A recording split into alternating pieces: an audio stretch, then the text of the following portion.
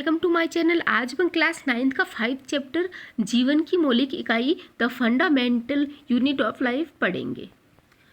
ये देखो बुक है इधर पूरा। बुक में भी बहुत सारा डिटेल से दिया हुआ है और जो मैंने नोट्स बनाया पूरा जो भी एक एक इम्पोर्टेंट वर्ड है सारा मैंने इसमें लिख के सारे नोट्स बना लिया है और बुक से भी अपन डिटेल से एक बार कर लेंगे, बट ये सारा नोट्स है। पहले नोट्स पढ़ लेते हैं। शरीर की संरचनात्मक एवं क्रियात्मक इकाई को कोशिका कहते हैं। अब देखो कोशिका कौन सी होती है? वो ऐसी इकाई होती है जिससे मिलके पूरा अपना शरीर बनता है। जो कोशिका होती है वो संरचनात्मक अपनी संरचना भी बनाती है और कार्य भी करती है। वो सारा काम कोशिका के द्वारा ही होता है। ये सभी सजीवों की मूलभूत इकाई होती है। मूलभूत मतलब फंडामेंटल। इसके अलावा इसी से पता चलता है कि हम कोई सजीव है या निर्जीव। निर्जीव में कोई नहीं होती है सेल्स वगैरह। सभी सजीव कोशिका से बने हुए होते हैं।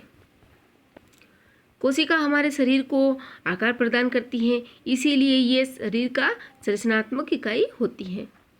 शरीर के ये सभी कार्य करती है, इसलिए क्रियात्मक इकाई होती है।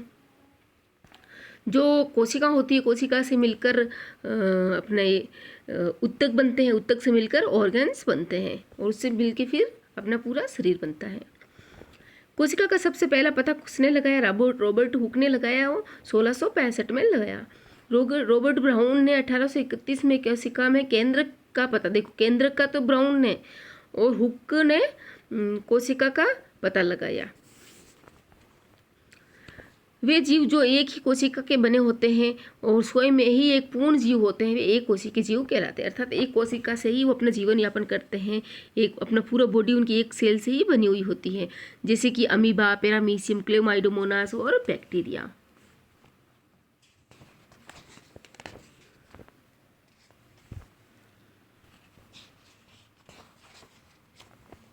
इधर इनके होंगे डायग्राम, तो ये देखो।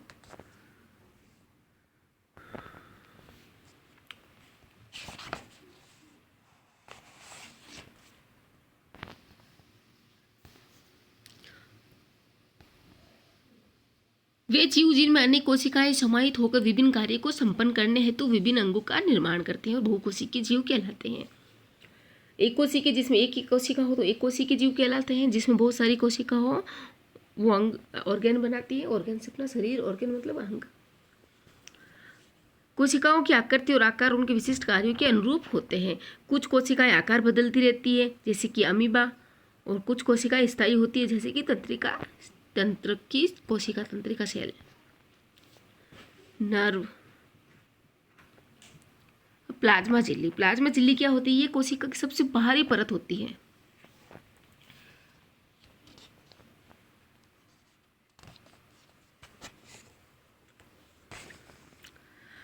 जो प्लाज्मा झिल्ली होती है बाहरी परत होती है और कोशिका के घटकों को बाहरी पर्यावरण से अलग करती है। प्लाज्मा झिल्ली लचीली होती हैं और कार्बनिक अणुओं जैसे लिपिड और प्रोटीन से दो परतों से बनी हुई होती हैं। और जो प्लाज्मा होती है वो इसने प्लाज्मा झिल्ली के कितने मॉडल दिए गए? द्विस्तरीय मॉडल दिए हैं। इकाई झिल्ली मॉडल दिया गया, सिंगर निकोलसन का मॉडल दिया गया है। बाह्य प्रोटीन और आंतर प्रोटीन इसमें होते हैं। जो बाह्य प्रोटीन होता है वो जल में घुलनशील होता है और जो आंतर प्रोटीन होता है वो जल में अघुलनशील होता है। जो सेल वॉल होती है, प्लाज्मा झिल्ली को तो सेल वॉल नहीं बोलते क्योंकि इसके ऊपर जो होती है वो सेल वॉल होती है। जो कोशिका कला होती है, प्लाज्मा कला बोलते उसको, कोशिका कला बोलते उसको सेल वॉल कहते हैं। अमीबा जिस प्रकार से भोजन ग्रहण करती है, एंडोसाइटोसिस। अमीबा का भोजन ग्रहण करना पादप के द्वारा होता है। अपन 8th क्लास में अच्छे से पढ़े थे और सारे पैरामीशियम अमीबा के इनकी डायग्राम भी देखे। जो अमीबा होता है वो पादप के द्वारा भोजन ग्रहण करता है और अपनी खाद्य धानी में डाल देता है। उसी में एंडोसाइटिस का प्रोसेस होता है। जो भोजन को ग्रहण करने का प्रोसेस होता है एंडोसाइटिस, और फिर उसमें पाचन होता है और खाद्य धानियों के द्वारा ही निष्कासन कर दिया जाता है। विसरण क्या होता है? विसरण एक कोशिकाओं में होने वाली प्रक्रिया होती है। ये सेल में होती है सारी प्रोसेस। जो भी खाना ऊपर से नीचे से ऊपर पहुंचता है, इधर से एक सेल से दूसरी सेल में जाता है, ये विसरण के प्रोसेस के द्वारा होता है, जिसमें कार्बन डाइऑक्साइड और ऑक्सीजन जैसी गैसीय पदार्थों के अणुओं का परिवहन एक वर्णात्मक पारगम्य झिल्ली के द्वारा होता है। ये प्रक्रिया विसरण कहलाती है। जो एक जैसे कि एक छलनी या फिर एक झिल्ली होती है, झिल्ली के आर पार जाना, एक झिल्ली में से आर पार जाना ही विसरण का प्रोसेस कहलाता है। ऐसे ही तो आर पार जाते ही हैं, बट एक झिल्ली में जो सेलेक्टिव परमिबिलिटी होती है उसमें वो परमिट देती है कि हाँ ये पदार्थ अंदर जाएगा या नहीं जाएगा। वो कुछ को चयनात्मक होती है, कुछ को ही जाने देती है और सबको नहीं जाने देती। तो इस जो जाने का प्रोसेस होता है, गैसीय पदार्थों का इधर परिवहन होता है, वो विसरण के प्रोसेस के द्वारा ही होता है। जल के अणुओं की गति वर्णनात्मक पारगम्य झिल्ली द्वारा हो तो वो परासरण कहते हैं। अब देखो गैस का हो तब तो विसरण, गैस का हो तब तो विसरण, और जब अणुओं की गति जल की बात हो, लिक्विड की बात हो तो उस चीज को परासरण कहते हैं। केंद्र कोशिका के देखो परासरण और विसरण में बहुत कन्फ्यूजन होता है। परासरण तो जल के अणुओं का एक पारगम्य झिल्ली के द्वारा आर पार जाना ही परासरण कहलाता है, और विसरण होता है गैस का, जो भी वो कार्बन डाइऑक्साइड, ऑक्सीजन होती है, इन अणुओं का गैस की या फिर ऑक्सीजन के अणुओं का परिवहन होता है, वो एक पारगम्य झिल्ली के द्वारा होता है। इस प्रोसेस को अपन विसरण कहते हैं। और मैंने विसरण के ऊपर एक शॉर्ट्स भी बनाया है कि जो भी हाई कॉन्सेंट्रेशन से लो कॉन्सेंट्रेशन की ओर एक वर्णात्मक झिल्ली के द्वारा इधर उधर जाना ही विसरण कहलाता है। केंद्र कोशिका का सबसे बड़ा कोशिकांग होता है, हाँ सही बात है, जो केंद्रक होता है सबसे बड़ा कोशिकांग होता है, जो कोशिका के अंदर पाया जाता है। गुणसूत्र कोशिका के केंद्रक में ही पाए जाते हैं। जो गुणसूत्र होते हैं वो केंद्रक में, कोशिका के अंदर केंद्रक और केंद्रक के अंदर गुणसूत्र पाए जाते हैं, जो कोशिका विभाजन के समय ही दिखाई देते हैं। केंद्रक के चारों ओर दोहरी परत का एक स्तर होता है।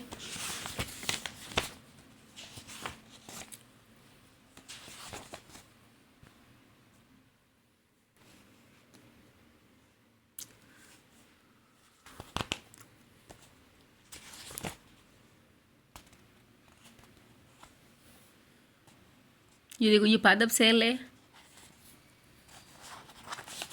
और ये हो गई अपनी जंतु सेल। जो जंतु सेल है देखो इसमें हीरा केंद्रक, ये केंद्रक लिखा हुआ है इधर, जो सेंटर में है वो केंद्रक कहलाता है। इसी के अंदर क्या होते हैं अपने ये गुणसूत्र दिखाई देते हैं जब कोशिका विभाजन होता है। और सबसे बाहरी होती है वो जंतु कोशिका में नहीं होती, कोशिका कला होती है, सेल वॉल होती है, वो पादप कोशिका में पाई जाती है। और सबसे बाहरी परत जंतु कोशिका की होती है, वो होती है ये प्लाज्मा झिल्ली।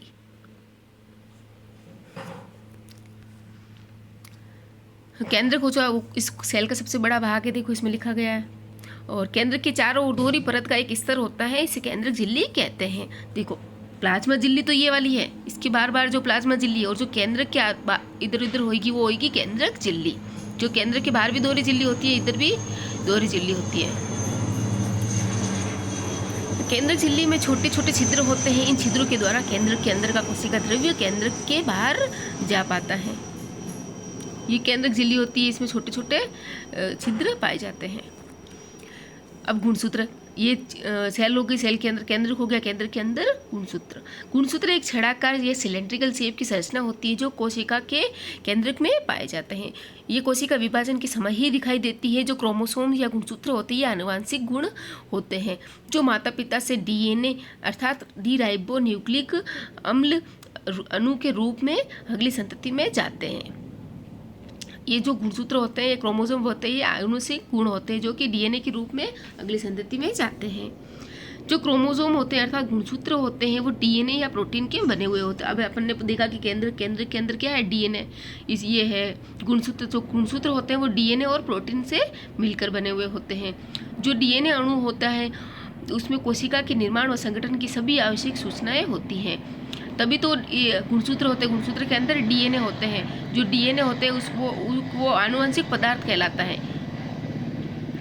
जो गुणसूत्र होता है वो तो जो गुणसूत्र तो वाहक होता है, और जो डीएनए होता है वो जो गुणसूत्र के अंदर होता है वो पदार्थ कहलाता है। अर्थात आनुवंशिक पदार्थ अगर कहें अपन तो होएगा वो डीएनए, आनुवंशिक पदार्थ हो गया डीएनए। और अपन कहें कि गुणसूत्र वो कौन होता है, वो डीएनए का वाहक करने वाला होता है। तो आनुवंशिक वाहक बोले तब तो अपन कहेंगे कि वो गुणसूत्र होता है, और डीएनए होता है जिस पदार्थ का वहन होता है, और जीन होते हैं, जीन इसको आनुवंशिक इकाई कहते हैं।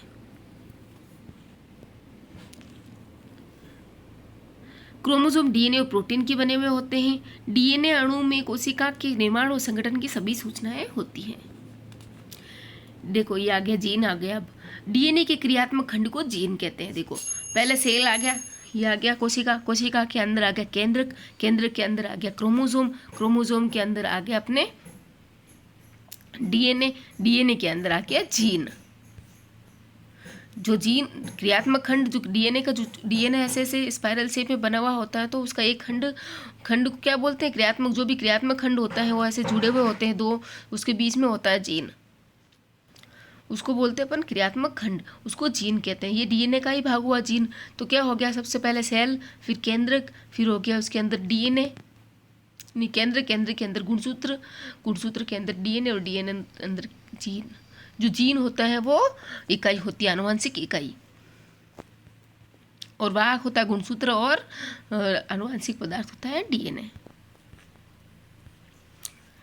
जो कोशिकाएं विभाजन की प्रक्रिया में भाग नहीं लेती, उसमें ये डीएनए क्रोमेटिन पदार्थ के रूप में विद्यमान रहता है। क्रोमेटिन, अब देखो अभी ये क्रोमेटिन ही है, अभी क्रोमेटिन ही है। जब विभाजन की स्थिति आती है तो वो गुणसूत्र इसमें से दिखाई देते हैं। कोशिका विभाजन के दौरान केंद्रक भी दो भागों में विभाजित हो जाता है। जो केंद्रक होता है ये भी दो भागों में विभाजित हो जाता है, तभी तो दो सेल बनती है। केंद्रक दो भाग में बढ़ जाएंगे, जो कोशिकांग है वो भी दो भाग में बढ़ जाएंगी, और दो सेल का निर्माण हो जाएगा। नई सेल में जनन कोशिका के ही सभी गुण मौजूद होते हैं। अपने को पता है एक सेल मात्र कोशिका से, जो भी जनक कोशिका डॉटर सेल होती है, वो उसके माँ वाले सारे उसमें गुण मौजूद होते हैं। एक कोशिका के विकास और परिपक्वन को निर्धारित करता है।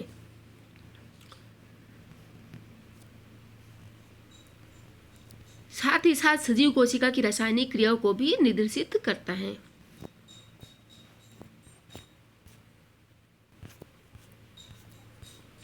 अब आगे की सेल कितनी प्रकार की होती? प्रोकैरियोटिक और यूकैरियोटिक।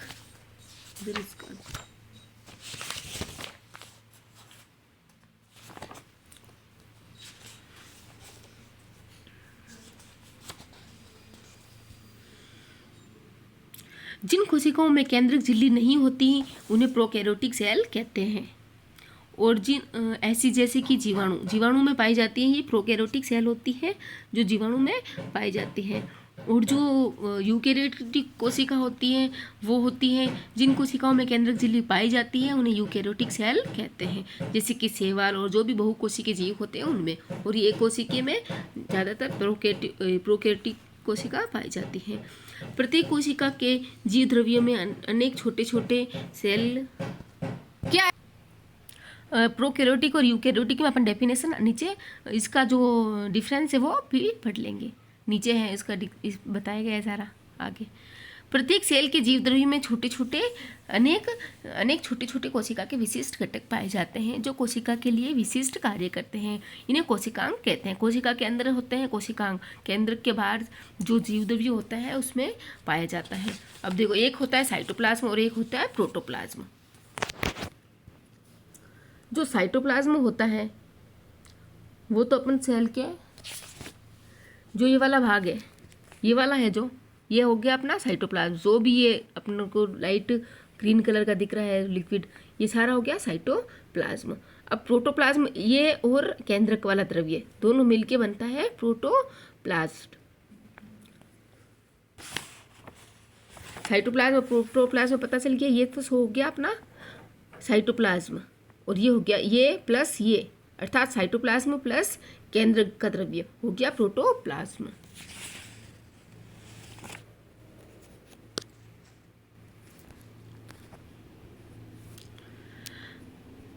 प्रत्येक सेल के जीव द्रव्य में अनेक छोटे हो गया। कौन कौन से होते हैं? इनको कोशिकांग या फिर कोशिकांग भी कहते हैं। देखो ये सारे कोशिका के अंग, जो केंद्रक और इसके जो भी बाहरी सेल इसके अंदर पाए जाते हैं, ये सारे इनको कोशिकांग या फिर कोशिका के अंग कहते हैं। जैसे कि माइटोकॉन्ड्रिया, ये रहा देखो माइटोकॉन्ड्रिया, ये माइटोकॉन्ड्रिया हो गया। गोल्जी इकाई,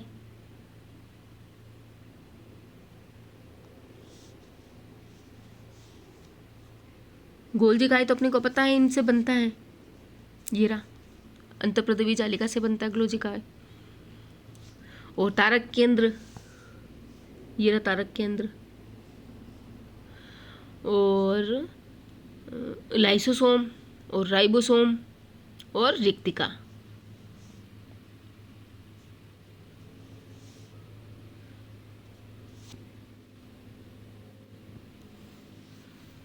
इनमें छोटी छोटी जो जंतु कोशिका होती है इसमें छोटी छोटी रिक्तिकाएं पाई जाती है, बड़ी रिक्तिका नहीं पाई जाती, और पादप कोशिका में बड़ी रिक्तिका पाई जाती है। ये कोशिकांग हो गए सारे। कोशिका द्रव्य और केंद्रक को मिलाकर जीव द्रव्य उसको कहते हैं। जो जीव द्रव्य होते हैं उसको प्रोटोप्लाज्म कहते हैं, और जो कोशिका द्रव्य होता है उसको साइटोप्लाज्म कहते हैं। कोशिका द्रव्य को तो साइटोप्लाज्म, और जो जीव द्रव्य होता है उसको प्रोटोप्लाज्म। और जीव द्रव्य देखो ये मैंने बताया था आपको, कोशिका द्रव्य अर्थात साइटोप्लाज्म प्लस केंद्रक से मिलकर बना हुआ होता है, इसको जीव द्रव्य कहते हैं। जीव का पूरा जो भी जीव का द्रव्य है वो सारा, मतलब केंद्र भी केंद्रक द्रव्य होता है, इसीलिए केंद्रक का द्रव्य और कोशिका के द्रव्य जीव द्रव्य कहलाता है। अब देखो अल्प परासरणी, हाइपोटोनिक, आइसोटोनिक और हाइपरटोनिक सॉल्यूशन, इनमें बहुत ज़्यादा कन्फ्यूजन होता है। यदि कोशिका को डाइल्यूट विलयन वाले माध्यम अर्थात जल में शक्कर अथवा नमक की मात्रा कम हो, जिसमें तनु मतलब तनु जिसकी कॉन्सेंट्रेशन कम हो और जल की मात्रा ज़्यादा हो में रखा जाता है। देखो बहुत अच्छे से समझाया गया है।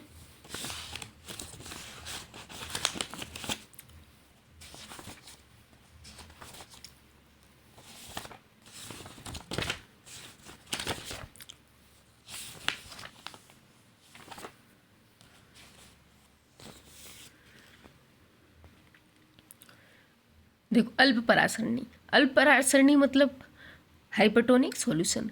अगर सेल को अपन कम कॉन्सेंट्रेशन वाले अर्थात तनु वाले विलियन में अपन उसको रखते हैं तो क्या होता है, जो भी उसकी खुद की कॉन्सेंट्रेशन तो बहुत कम है, तो जो भी बाहर वाला द्रव्य होता है उसकी कॉन्सेंट्रेशन ज़्यादा होगी।